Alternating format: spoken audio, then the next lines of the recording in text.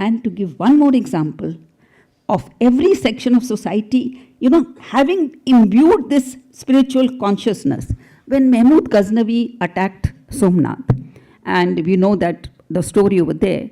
So after the Somnath temple had been desecrated, Mahmud Ghaznavi asked for a guide to show him the short route back home. And one person volunteers to show him the route back home, and the Ghaznavi army follows him. After 1 day of march, they say that now please show us an access to water because we need water.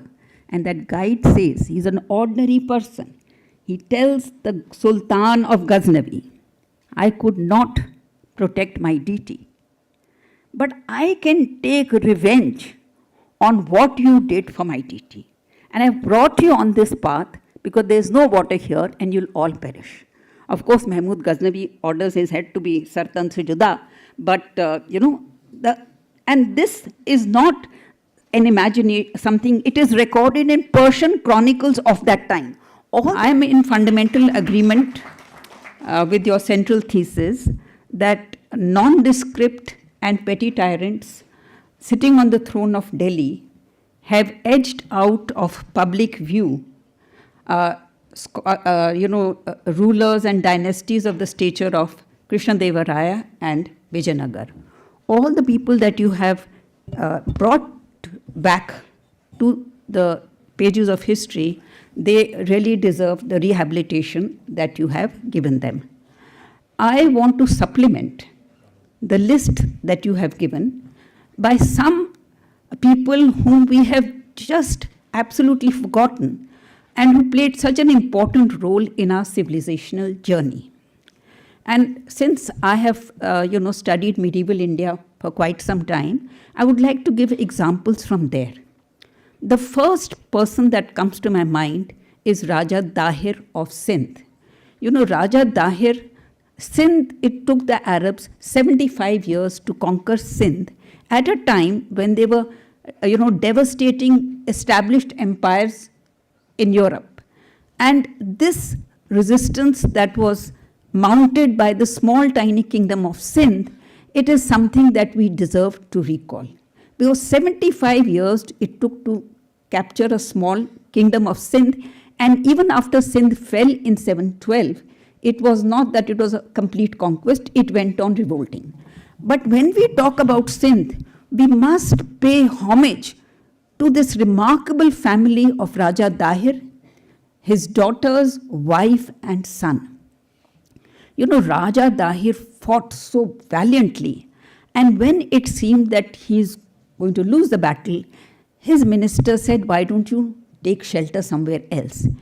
And his words, they are recorded in a Persian text. This is not a recent invention, the Chachnama. It says that he said that the people who come after me will say, this great king, he sacrificed his life for this country. So he says that I'm sacrificing my life for my country. His family all decided that we will collectively commit suicide, immolate ourselves, but his wife is able to immolate, his two daughters are captured. And Mir Qasim thinks that it's a very symbolic gift to present these two young daughters of a Hindu king to the caliph, and he sends the girls to the caliph. And these young girls, they have had no exposure to statecraft or anything, but they are so quick-witted.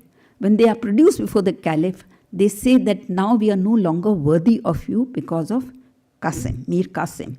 That enrages the caliph, and he orders for the execution of Mir Qasim. Only later, when the execution is done, then the girls say, what kind of a ruler are you that you took our word without even trying to cross-check? So, and his son is converted. But when the Arab armies go back, he at once takes back his natal faith and mounts a real challenge to the Arabs. The second dynasty, it is so difficult to imagine that that dynasty ever existed. I'm talking about the Hindu Shahi dynasty. The Hindu Shahis, they had their capital in Kabul. When the Turkish onslaught began, then they resisted for so long, but they did not surrender, and they relocated their capital to west of the Indus, that is Hund on the western bank of the Indus. When the fight continued for a long time over there, then they relocated to Nandana on the Salt Range, and finally to Lahore. 4 generations, father, son, grandson, great-grandson. By 1027, they had all died meeting the onslaught of Mahmud Ghaznavi. And when Jaipal was the person who was captured by Mahmud Ghaznavi, he was released for 50 elephants. So when he was released, he said, now I'm not worthy of holding this noble office of king.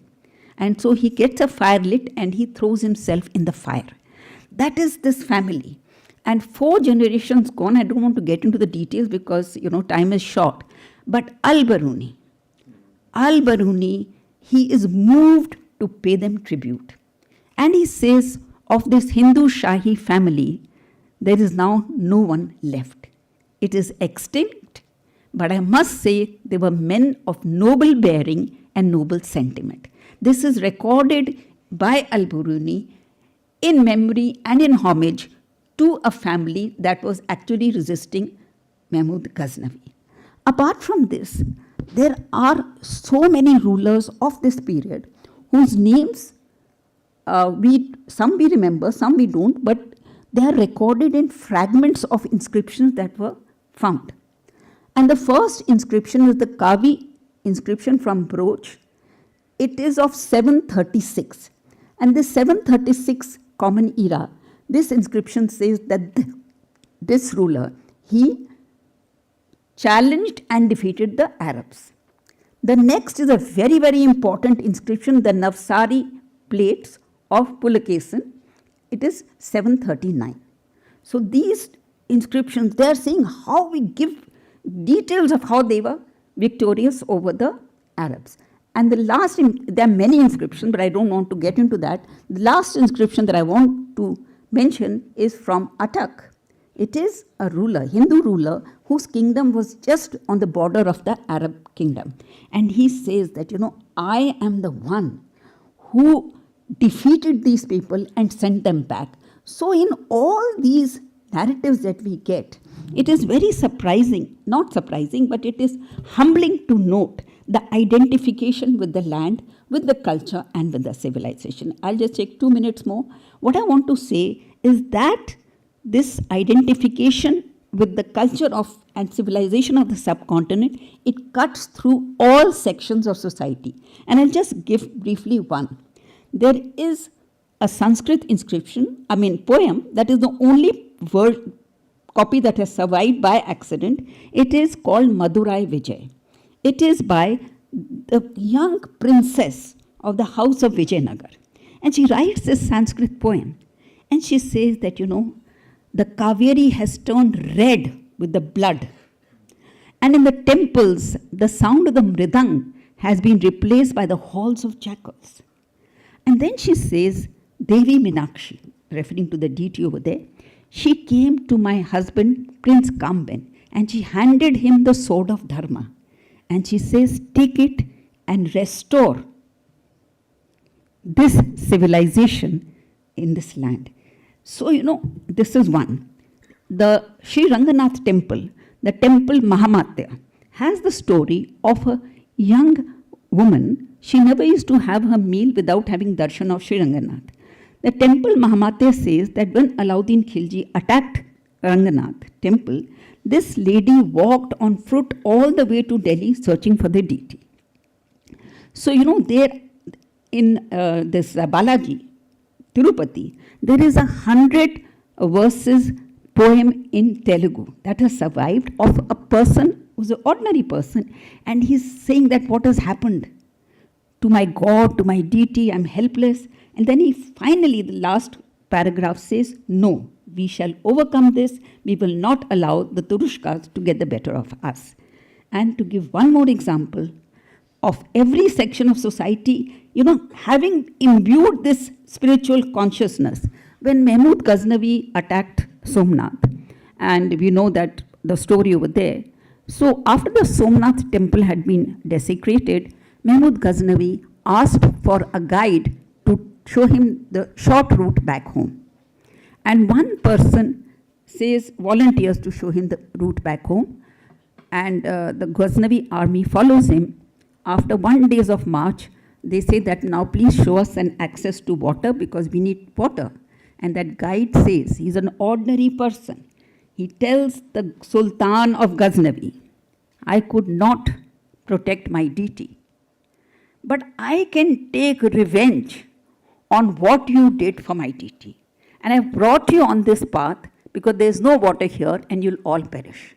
Of course, Mahmud Ghaznavi orders his head to be sartan se juda, but and this is not an imagination, something, it is recorded in Persian chronicles of that time.